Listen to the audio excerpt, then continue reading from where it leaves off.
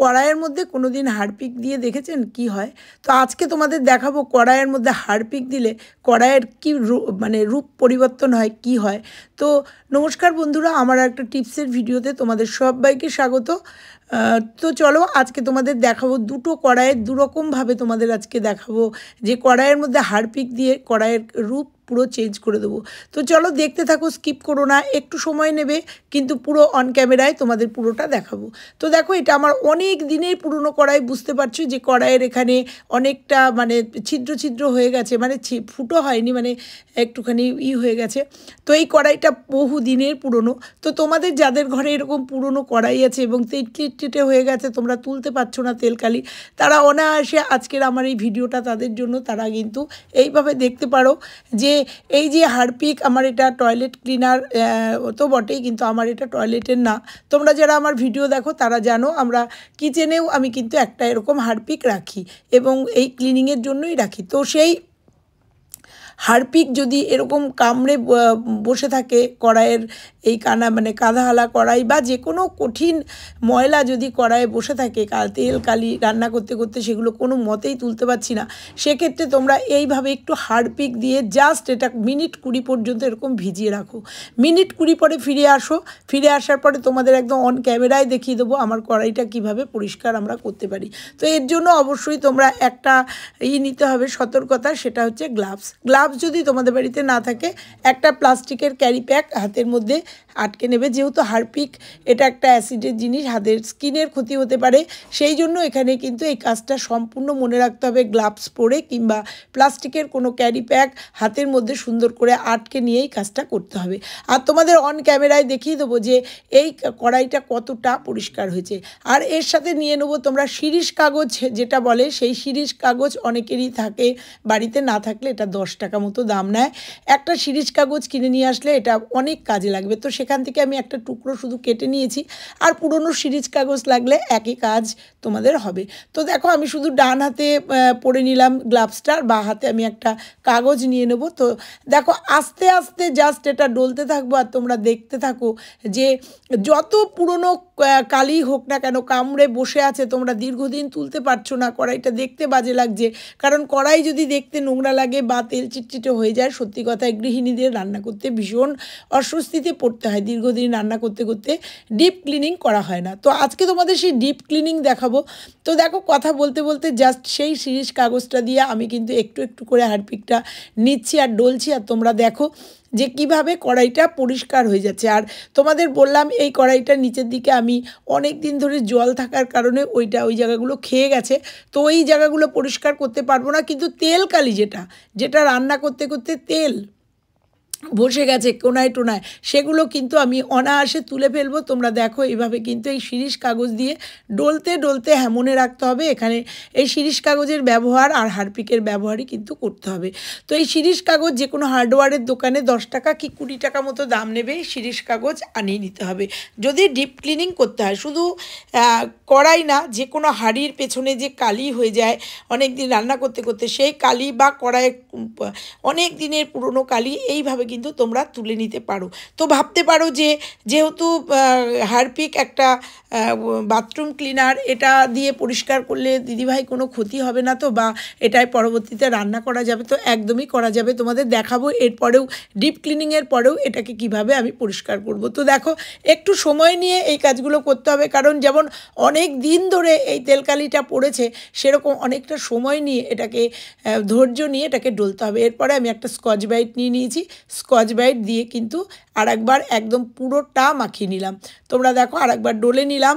এরপরে তোমাদের দেখাবো যে এটাকে ডলে নিয়ে এবার এটাকে ধুয়ে নিয়ে আসবো। প্রথম পর্ব এখানে শেষ করলাম।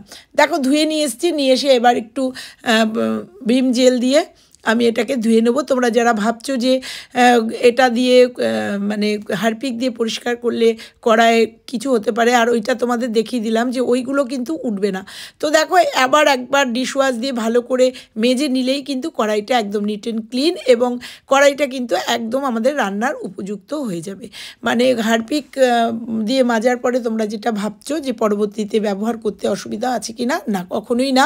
তারপরে ডিশওয়াশ দিয়ে মেজে এই যে ধুয়ে নেব। তার আগে ভাবলাম যে ডিশ ওয়াশ দিয়ে দেখো মাঝখানের ওই যে কালো জায়গাটা তোমাদের দেখিয়েছি সেটা জাস্ট একটু শিরিষ কাগজ দিয়ে ডললাম, আর ডলার পরে তোমরা দেখতে পাচ্ছ কিভাবে কালিগুলো উঠছে না। ওটা একদম নিট অ্যান্ড ক্লিন হবে না, কিন্তু যতটা কালি সেটা কিন্তু উঠে আসছে তোমরা দেখতে পাচ্ছ। আর কড়াইয়ের কানে টানে যে কালিগুলো ছিল তোমরা দেখেছো যতটুকু ওঠার, প্রচুর দিনের পুরনো কড়াই এটা, এই সেটা কিন্তু উঠে গেছে। আর এটা দেখো আমি কাচিয়ে দেখিয়ে দিচ্ছি, এটা কিন্তু সুন্দরভাবে এই কালিগুলো যেগুলো তোমাদের দেখিয়েছিলাম, বলেছিলাম উঠবে না, তো চেষ্টা করে দেখলাম এগুলোও কিন্তু আস্তে আস্তে অনেকটাই পরিষ্কার হয়ে যাচ্ছে। তো চলো এবার এটাকে ডলতে ডলতে তোমাদের এটাকে ধুয়ে নিয়ে এসে দেখাবো যে এই কড়াইটা আমার কতটা পরিষ্কার হয়েছে। তো চলো ধুয়ে নিয়ে আসবো। তো দেখো এইখানেও কিন্তু প্রচুরটা ছিল নোংরা, সবটাই কিন্তু তুলে এসছে, মানে উঠে এসছে। কেমন পরিষ্কার হলো তোমরা নিজেরা বাড়িতে ট্রাই করে দেখো। কোনার যেগুলো আছে সেগুলো ছুরি দিয়ে কিন্তু একটু ডললেই উঠে যাবে। এবার তোমাদের আর একটা কড়াই নিয়ে এসেছি, যেটা আমরা ডেলি ইউজ করি, কিন্তু ইউজ করার ফলেও আমাদের হলুদের যে একটা দাগ বা একটা জল ছোপ যে পড়ে যায় দেখছো কড়াইয়ের গায়ে একটা হলুদের দাগ, আর রান্না করতে করতে এইগুলোও কিন্তু আমাদের সব সময় ডলে ওঠানো যায় না। এক্ষেত্রেও কিন্তু তোমরা জাস্ট একটুখানি হারপিক দিয়ে 10-20 মিনিট মতো মাখিয়ে রাখবে। মাখিয়ে রাখার পরে এটাও কিন্তু জাস্ট ডলে নিলেই কিন্তু তোমরা একদম রূপোর মতো চকচকে আমাদের কড়াই হয়ে যাবে। তো দেখো এটাও কিন্তু আমি ওই শিরিষ কাগজটা নিয়ে নিয়েছি, সেই শিরিষ কাগজটা দিয়েই কিন্তু ডলে দুটো কড়াই তোমাদের দেখিয়ে দিচ্ছি। যে যাদের ওই রকমভাবে পুড়ে গেছে তারাও কিন্তু এই টিপসটা ফলো করতে পারো, এবং যাদের এই যে হলুদের দাগ যেটা উঠাতে পারো না তোমরা, অনেক কষ্ট করে স্টিল উল দিয়েও কিন্তু ওঠানো যায় না, তারাও কিন্তু এইভাবে ডিপ ক্লিনিং করে নিতে পারো। তো দেখো আমি একবার শিরিষ কাগজ দিয়ে ডলার পরে আমি একবার স্কচ ব্রাইট দিয়ে সুন্দর করে ডলে নেবো, কারণ এটাতে কিন্তু সেরকম পরিশ্রম লাগবে না। অল্পতেই কিন্তু যে হলুদের তেলকালি আছে, আমরা জানি যে হারপিকের মধ্যে একটা অ্যাসিড থাকে, সেই অ্যাসিডে কিন্তু এই যে হলুদের যে হলুদ টলুদগুলো যে একটা লেয়ার থাকে সেটা কিন্তু আরামসে উঠে যায়। তো তোমাদের সঙ্গে কথা বলতে বলতে স্কচ ব্রাইট দিয়ে একবার ডলে নিলাম। ডলে নেওয়ার পরে তোমাদের ধুয়ে নিয়ে এসে দেখাবো যে কড়াইটা কিন্তু একদম রূপোর মতো চকচকে হয়ে যাচ্ছে।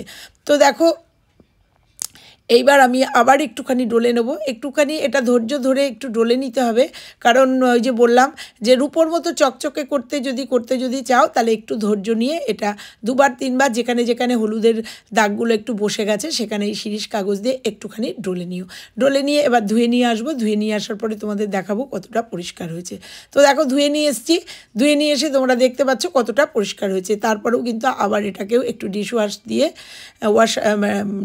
দিয়ে এটাকে ভিম লিকুইড দিয়ে সুন্দর করে মেজে নেবো, কারণ ওই যে বললাম যে যেহেতু হারপিক দিয়ে পরিষ্কার করেছি সেহেতু মানে স্বাস্থ্যের পক্ষে ক্ষতি হতে পারে, সেই জন্য আবার আমি এটাকে ভিম লিকুইড দিয়ে একবার ডলে নেবো। ডলে এবার একটুখানি স্টিল উল দিয়ে জাস্ট একটু ডলে নেবো, কাছেই ছিল স্টিল উলটা, জাস্ট একটু ডলে নেবো। ডলে নেওয়ার পরে তোমরা দেখতেই পেলে দুটো কড়াই কিন্তু আমার একদম পরিষ্কার হয়ে গেল। এইভাবে তোমরা হাঁড়ি বলো যে কোনো জিনিসে যদি ডিপ ক্লিনিং করতে হয় একটু হারপিক তোমরা ব্যবহার করে নিও, তাহলেই তোমরা বুঝতে পারবে যে তোমাদের হাঁড়ি কড়াইগুলো একদম ডিপ ক্লিনিং হয়ে যাবে এবং রূপোর মতো চকচক করবে। তো তোমাদের সাথে কথা বলতে বলতে আর একবার একদম ফাইনালি ডলে নিলাম। ডলে নেওয়ার পরে ধোয়ার পরে তোমাদের দেখিয়ে দেবো যে কড়াইটা কতটা পরিষ্কার হয়েছে। দেখো ধুয়ে নিয়ে এসেছি, দুটো কড়াই তোমাদের দেখিয়ে দিলাম। এইভাবে যদি তোমরা ডিপ ক্লিনিং করো না তাহলে কড়াই টড়াইগুলো একদম পরিষ্কার থাকে। তো কেমন লাগলো আজকের ভিডিওটা? ভালো লাগলে অবশ্যই লাইক কমেন্ট শেয়ার, চ্যানেলে নতুন হলে চ্যানেলটা সাবস্ক্রাইব করে পাশের বেল আইকনটা প্রেস করে দেবো, তাতে আমার সমস্ত ভিডিও সবার আগে তোমাদের কাছে চলে যাবে। তো আজকের মতো টাটা, আবার ফিরছি অন্য কোনো ভিডিওর সাথে, টিপসের সাথে। ততক্ষণের জন্য